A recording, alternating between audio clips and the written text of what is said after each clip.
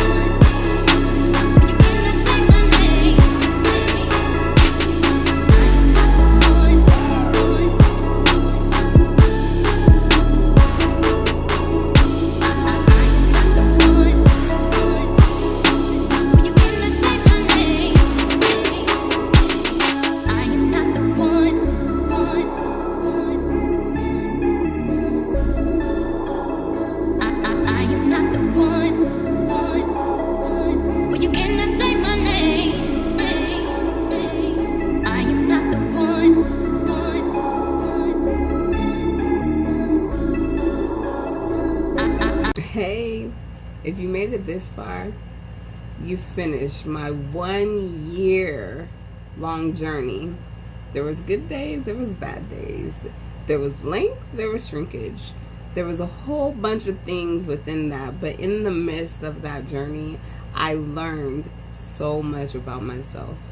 So, if you want to watch part 2, stay tuned and come back to my channel.